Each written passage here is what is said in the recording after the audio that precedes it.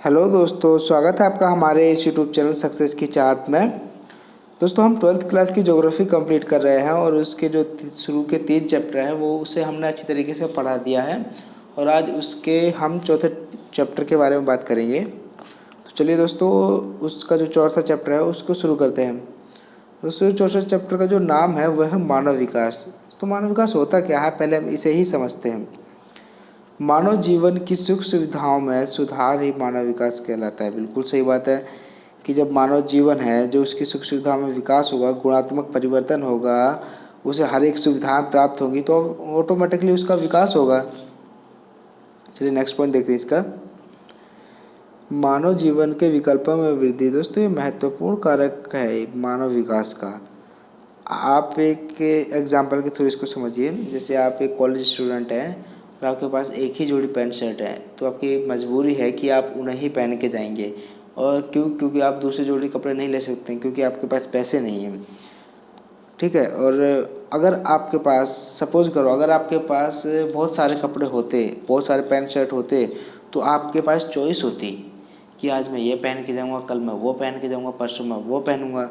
Choice तो आपके पास तभी होगी ना जब आप आर्थिक रूप से समृद्ध होंगे, है कि नहीं दोस्तों।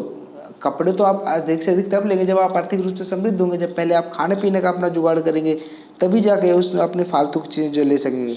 अगर मानव जीवन के जो विकल्प हैं उनमें वृद्धि होती है तो मानव विकास जरूर होगा। मानव जीवन में गुणात्मक परिवर्तन से भी विकास है। तो दोस्तों, जो मानव जीवन में है और उसमें जो गुणात्मक परिवर्तन आते हैं उनसे उनसे महत्वपूर्ण विकास होता है मानव का। मानव विकास के जो केंद्र बिंदु हैं उन्हें आप देख लीजिए एक बारी कि किस किस से मानव विकास जो होता है वो स्वास्थ्य हो गया, शिक्षा और संसाधन। ये 1 नंबर का क्वेश्चन है दोस्तों। सीबीएसई में 1 नंबर का क्वेश्चन पूछा जाता है कि मानव विकास के केंद्र बिंदु क्या हैं। तो इन्हें अब याद रखिए, स्वास्थ्य, शिक्षा एवं संसाधन। चलिए नेक्स्ट पॉइंट देखते हैं। जो दोस्तों नेक्स्ट पॉइंट जो मैं बताने वाला हूँ वो बहुत ही ज़्यादा इम्पोर्टेंट है। बहुत बहुत बहुत मोस्ट इम्पोर्टेंट क्वेश्चन मैं बताने वाला हूँ आपको। वृद्धि एवं विकास में अंतर। दोस्तों, ये 3 मार्क्स का क्वेश्चन आता है एग्ज़ाम में। 3 या 5 मार्क्स का क्वेश्चन भी आता है एग्ज़ाम में, तो इसे आप ध्यान से समझिए बिल्कुल। विकास, पहले हम विकास को पढ़ते हैं। विकास का अर्थ होता है गुणात्मक परिवर्तन। नहीं समझे ना? चलिए, आप मैं इसे इतने बेहतरीन तरीके से समझाऊंगा ना दोस्तों, ये आपको बिल्कुल दिमाग में बैठ जाएगा। एक विकास और एक वृद्धि, इन दोनों का जो पहला पॉइंट है ना, अगर आप इनके पहले पॉइंट्स को समझ गए तो आपके जो नीचे के सारे पॉइंट्स हैं वो आप अपने आप ही याद हो जाएंगे। तो चलिए इसको हम देखते हैं। विकास का अर्थ गुणात्मक परिवर्तन से है। मतलब जब व्यक्ति के जीवन में गुणात्मक परिवर्तन आएंगे, उसके जो विकल्प है उनमें वृद्धि होगी, उसमें जो गुणात्मक मतलब सकारात्मक परिवर्तन आएंगे तो विकास ऑब्वियसली उसका विकास होगा। और इसमें इसमें कह रहा है दोस्तों, विकल्पों में वृद्धि, जो मैंने ऊपर बताया, अगर मनुष्य के विकल्पों में वृद्धि होगी तो मानव विकास जरूर होगा। और विकास दोस्तों, विकास तो मानव का ही होता है ना, किसी और का थोड़ी होता है। तो मानव विकास में वृद्धि, ठीक है। विकास तब तक नहीं हो सकता जब तक वर्तमान स्थिति में सुधार ना हो। बिल्कुल बिल्कुल सच बात है ये, बिल्कुल इम्पोर्टेंट पॉइंट है ये। विकास तब तक नहीं हो सकता जब तक वर्तमान स्थिति में सुधार ना हो। जैसे अभी किसी की वर्तमान स्थिति दयनीय स्थिति है तो उसका मतलब विकास नहीं हुआ है। जब कुछ समय बाद उसकी स्थिति अच्छी हो जाएगी, मतलब उसकी स्थिति में सुधार आ जाएगा, कह रहे हैं ना यहाँ पे, जब तक सुधार ना हो, और जब तक उसकी स्थिति में सुधार आ जाएगा तो उसका मानव विकास हो जाएगा। और दोस्तों, जो मानव विकास है ये सदैव धनात्मक होता है। क्या आपने कभी सुना मानव विकास ऋणात्मक होता है? बिल्कुल, ये हमेशा धनात्मक ही होता है मानव विकास। क्योंकि जो मानव विकास जो परिवर्तन है वो गुणात्मक परिवर्तन से है, तो गुणात्मक का मतलब ही धनात्मक होता है। मानव विकास को कभी मापा नहीं जा सकता दोस्तों। क्या आप बता सकते हैं कि मानव विकास की मापने की इकाई क्या है कोई? वो अलग बात है कि शिक्षा, जीवन प्रत्याशा, ये जो इकाई है ये है, लेकिन क्या इसे किसी भी चीज़ से मापा जा सकता है? किसी भी चीज़ से मापा जा सकता है। और ये जैसे वृद्धि है इसे मापा जा सकता है दोस्तों। मैं अभी बता रहा हूँ वृद्धि। तो चलिए इसको अब हम वृद्धि को देखते हैं कि वृद्धि क्या है। वृद्धि का अर्थ होता है मात्रात्मक परिवर्तन। समझे दोस्तों, वृद्धि का अर्थ ही होता है मात्रात्मक परिवर्तन। अब आप मेरी एक बात सुनिए दोस्तों, एक एग्जाम्पल देता हूँ आपको। जैसे कि आप एक फैक्ट्री के मालिक हैं, ठीक है। अगर उस फैक्ट्री में कम उत्पादन होता है तो आपको घाटा होगा। क्यों? क्योंकि उस फैक्ट्री में कम उत्पादन हुआ है। और अगर उस फैक्ट्री का जो उत्पादन है उसमें वृद्धि हो जाए, वृद्धि का मतलब है उस फैक्ट्री का जो उत्पादन है उसमें बढ़ोतरी हो जाए, मतलब मात्रात्मक बढ़ोतरी।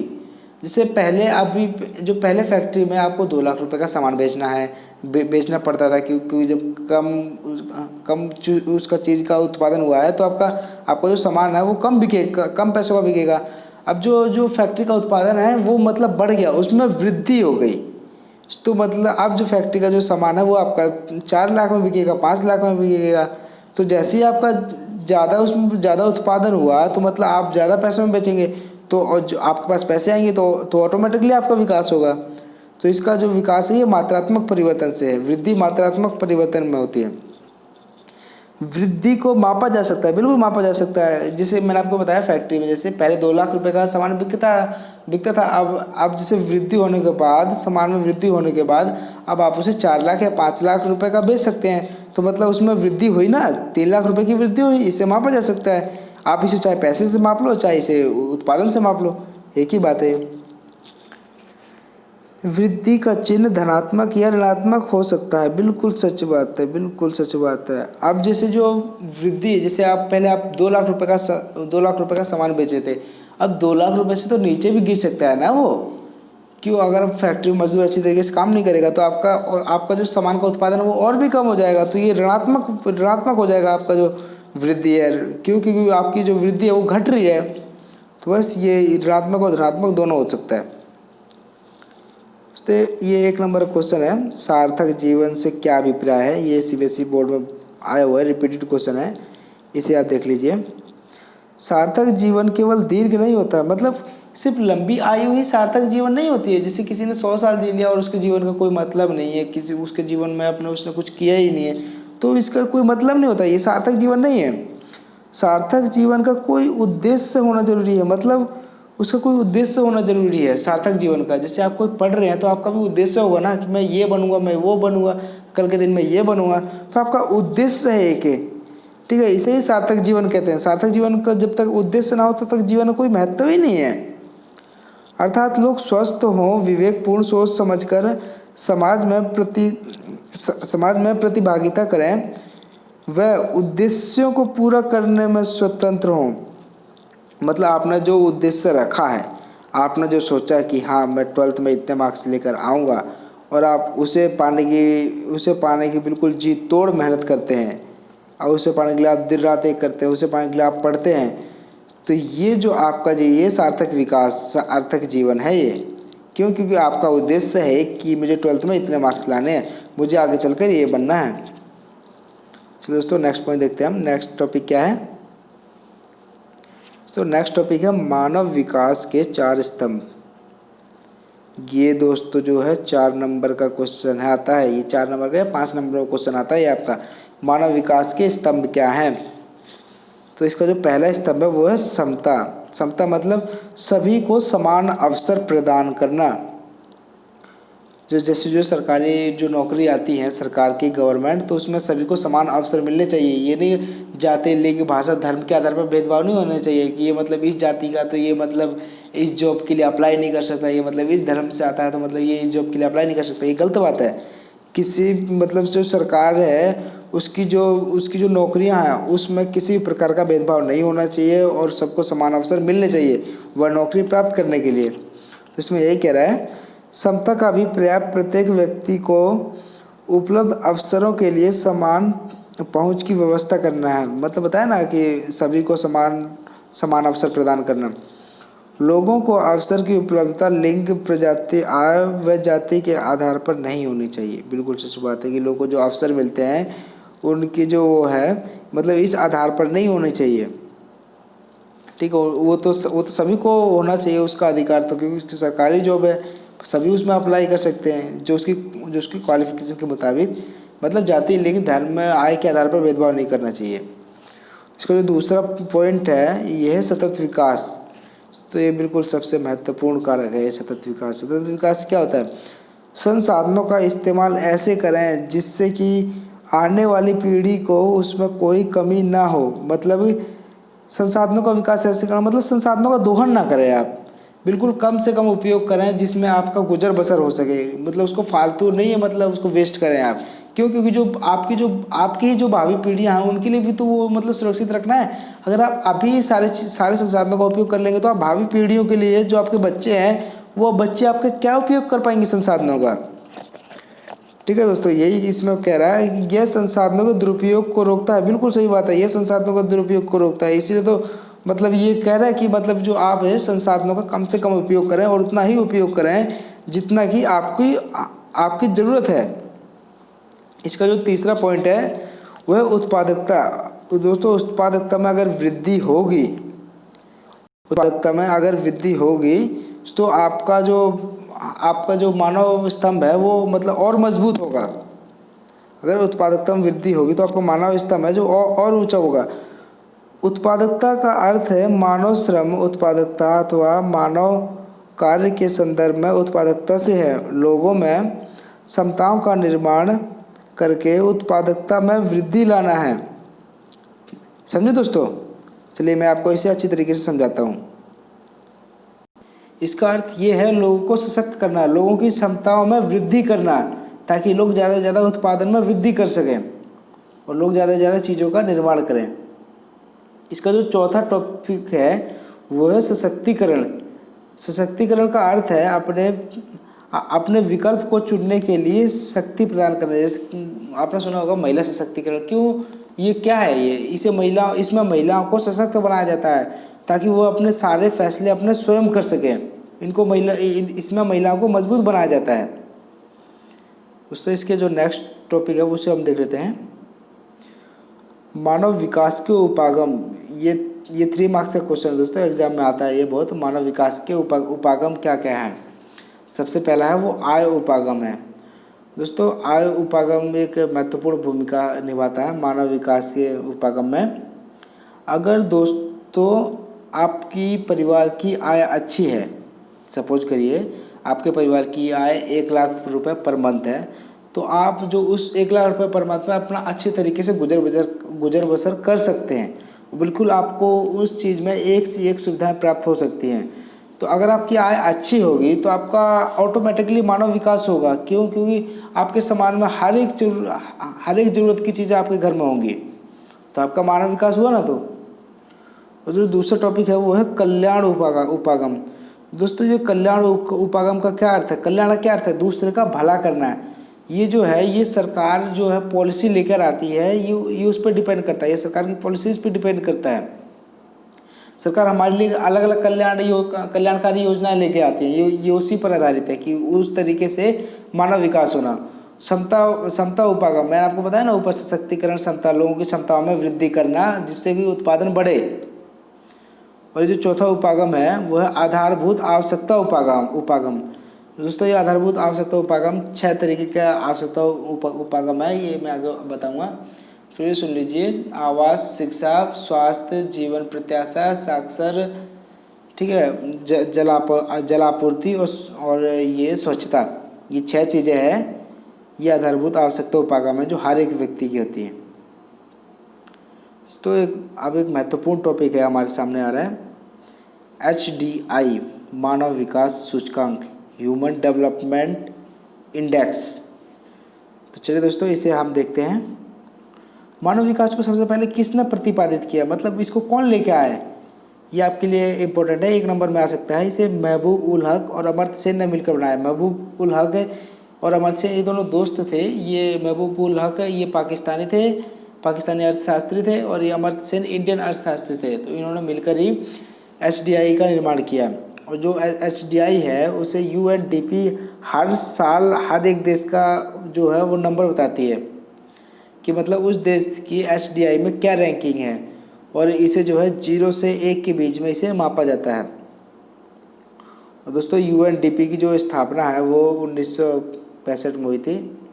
ये भी मैं आपको इंडिकेट कर दिया यहाँ पे, ध्यान रखिएगा। तो जो HDI जो मानव विकास सूचकांक में जो प्रथम स्थान है वो नॉर्वे का है। मैं आपको 2019 के अकॉर्डिंग बता रहा हूँ, जो लास्ट इसका सर्वे हुआ है। 2019 का अकॉर्डिंग मैं बता रहा हूँ आपको। एसडीआई प्रथम स्थान नॉर्वे का है और द्वितीय स्थान ऑस्ट्रेलिया का और तृतीय स्थान स्विट्जरलैंड का। इंडिया की जो रैंकिंग है ना, वो आती है 130वें नंबर पर। अब देखिए दोस्तों, पहले नंबर पे नॉर्वे, ऑस्ट्रेलिया, स्विट्जरलैंड, और इससे इसे नीचे हम आते जाएंगे तो 130वें स्थान पर जाकर इंडिया आता है। तो दोस्तों, जो हमारी सरकारें हैं भारत की, वो मतलब उस पर सरकार हमारी कह देती हैं कि हमने भाई मानव कल्याण के लिए इतने लाख रुपए का ये पैकेज किया, इतने लाख रुपए का। इसका कोई फ़ायदा नहीं है। पता है दोस्तों क्यों? क्योंकि आप बेशक ऐलान कर दो कि भाई हमने इतने लाख रुपए का पैकेज के लिए गरीबों के लिए राहत किया, वो पैकेज का ऐलान किया है, लेकिन जब तक उस पैकेज का जो लाभ है वो गरीबों को नहीं मिलेगा, और जो गरीबों का जो स्तर है, जो उनका जीवन स्तर है, जब तक वो बेहतर नहीं होगा, जब तक जो जो मूलभूत आवश्यकता है वो गरीबों की अगर वो उन्हें प्राप्त नहीं होंगी, तो हमारे देश की जो रैंकिंग है वो ऐसे ही स्थानों पर आएगी, अंत के स्थानों पर आएगी। तो यही हमारे देश का जो विकास है, यही हमारे देश को विकास को इंडिकेट करती है कि अभी हमारा देश विकसित नहीं है। हमारे देश में अभी सभी लोगों को ज़्यादा सुविधाएं प्राप्त नहीं है। बिल्कुल हमारे दोस्तों, आपको पता है, आपको जानकर हैरानी होगी कि हमारे देश में कम से कम जो है 20 करोड़ ऐसे इंसान हैं जो रोज़ भूखा सोते हैं। 20 करोड़ ऐसे इंसान हैं जो रोज़ भूखा सोते हैं हमारे इंडिया देश में। तो मतलब अभी भी उनको बिल्कुल सुविधाएं प्राप्त नहीं है ना। इसी तरीके से मानव विकास के जो मानदंड है और देश है, आप उन्हें एक बार देख लीजिए। मानव विकास का जो स्तर है और मानव विकास के सूचकांक का स्कोर और देशों की संख्या, ये मैं आपको लिख दिया हूँ, इम्पोर्टेंट नहीं है वैसे, फिर भी आप देख लीजिए। जो अति उच्च सूचकांक वाले देश हैं, उनका जो 0 पॉइंट से 808 0.808, इससे अगर ऊपर हुआ इनका जो रैंकिंग है, इनकी जो रैंकिंग है अगर इनसे ऊपर हुआ तो वो अति उच्च सूचकांक वाले देश हैं, और ऐसे में 49 देश हैं इतने। और जो ये रैंकिंग है, जो मैंने आपको पहले ही बताया कि 0 से 1 के बीच में की जाती है, और जिसका बिल्कुल 1 के जितना नज़दीक होगा वह देश उतना ही विकसित होगा। मतलब उस देश में एसडीआई रैंकिंग उतनी ही टॉप पर होगी। और जो नंबरिंग है 0 से 1 के बीच, अगर वो 0 के करीब होगा, अगर वह देश 0 के करीब होगा तो वह देश अल्प विकसित है, या उस देश की जो रैंकिंग है एसडीआई में वो निम्न स्तर पे है। उच्च सूचकांक में जो है 700 से 807 तक है। सॉरी दोस्तों, ये पॉइंट है, 0.700 से 0.800 तक, इसमें 53 देश है। मध्यम सूचकांक वाले में 0.5 से 0.699 के बीच जो है उसमें 42 देश हैं। ठीक है। और जो निम्न सूचकांक वाले देश हैं उसमें जो रैंकिंग आती है, नंबर आते हैं जो 0.555, मतलब 0.555 से जो कम पॉइंट आते हैं वो निम्न सूचकांक वाले देश होते हैं। चलिए दोस्तों, नेक्स्ट टॉपिक हम देखते हैं। इसका नेक्स्ट टॉपिक क्या है? संसार में मानव विकास के आधारभूत आवश्यकता उपागम क्या है? दोस्तों, ये तीन चार है ये। शिक्षा हो गया, जीवन प्रत्याशा हो गई, स्वास्थ्य हो गया, जलापूर्ति हो गया। तो यही है जो मतलब संसार में मानव विकास के आधारभूत आवश्यकता उपागम, मतलब इन्हीं के आधार पर मानव विकास नापा जाता है पूरे वर्ल्ड में। इस उपागम को मूल रूप से अंतर्राष्ट्रीय श्रम संगठन ने प्रस्तावित किया है। ये मतलब 6 मूलभूत आधारभूत आवश्यकताएं हैं, और इन्हें जो है अंतर्राष्ट्रीय श्रम संगठन ने प्रतिपादित किया है। 6 तरीके हैं, तो मैंने बताया आपको पहले ही। स्वास्थ्य, शिक्षा, भोजन, जलापूर्ति, स्वच्छता एवं आवास, 6 चीज़ें, इन्हें आप याद रखिएगा। दोस्तों, जो आपके जो सीबीएसई बोर्ड है उसमें जो है बहुवैकल्पिक प्रश्न भी आते हैं। ये शायद 10 आते हैं मेरे ख्याल से, तो आप उन्हें देख लीजिएगा एक बार। मैं जो आपकी जो बुक है एनसीईआरटी की, उसमें से मैंने उसमें से कुछ क्वेश्चन लिए हैं, तो आप उन्हें एक बार देख लीजिए। विकास का अर्थ क्या है? मैंने आपको बताया ना विकास का अर्थ क्या है।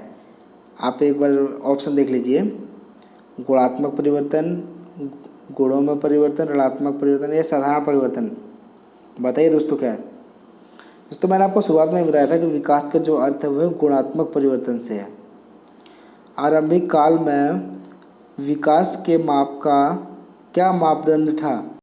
दोस्तों आरंभिक काल में विकास का जो माप है वह था आर्थिक विकास।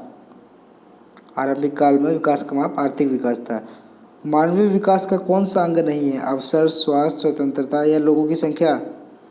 लोगों की संख्या, वैसी बात। मानव विकास का कौन सा मूल बिंदु नहीं है? आप इन्हें एक बार ध्यान से पढ़िए। मानव विकास का कौन सा मूल बिंदु नहीं है? संसाधनों तक पहुँच है, शिक्षा है, उत्तम स्वास्थ्य, उद्योग नहीं है। ठीक है। मानव विकास सूचकांक का प्रतिपादन कब किया गया है? दोस्तों 1990 में किया गया था। और किसने किया था? मैंने आपको बताया था, महबूब उल हक और अमर्त्य सेन 1990 में लेकर आए थे। तो समता की राह में कौन सी बाधा है? तो ये तो स्वतंत्रता है, नहीं हो रही है ना, अभी मिल रही है हमारे देशों को।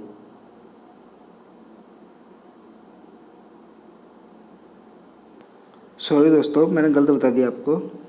समता की राह में कौन सी बाधा है? दोस्तों इसका जो सही आंसर होगा वो होगा जाति, क्योंकि जाति के आधार पर हमारे देश में समानता, मतलब हमारे भी देश में क्या, किसी भी देश में ये मतलब नहीं होना चाहिए। मतलब जो है जाति के आधार पर समानता में भेदभाव नहीं होना चाहिए। चलिए नेक्स्ट क्वेश्चन देखते हैं। कितने देशों का उच्च विकास सूचकांक है? 47। दोस्तों ये जो NCERT की बुक में से लिए मैंने, तो मतलब ये अपडेटेड नहीं है, और जो मैंने ऊपर जो लिखे हैं वो मतलब सपोर्ट मटेरियल से लिए आपके। तो आप ऊपर वाले को ध्यान रखिएगा। कितने देशों में निम्न सूचकांक है? दोस्तों 42 है। उच्च विकास सूचकांक का स्कोर क्या है? वैसे तो 0.808 से ऊपर है, लेकिन जो इसमें अपडेटेड नहीं है, इसमें इस वाली बुक में, तो आप इसमें 0.793 इसमें लगाइए आप। कौन सा देश मानव विकास सूचकांक में पहले स्थान पर है? नॉर्वे। भारत का विश्व में मानव विकास सूचकांक के आधार पर स्थान है। दोस्तों ये अपडेटेड नहीं है, मैंने आपको बताया ना ये बुक, तो इसके हिसाब से 134 है, लेकिन जो मैंने बताया 2019 के मुताबिक वो जो भारत का जो SDI में रैंकिंग है वो 130वीं रैंकिंग है। तो चलिए दोस्तों, इसी के साथ साथ हमारा ये टॉपिक जो है समाप्त होता है। दोस्तों आपको ये टॉपिक कैसा लगा, आपको ये चैप्टर कैसा लगा, आप हमें कमेंट करें, लाइक करें, शेयर करें। दोस्तों आप हमारा इसमें साथ दीजिए, मैं आपका पूरा साथ दूंगा।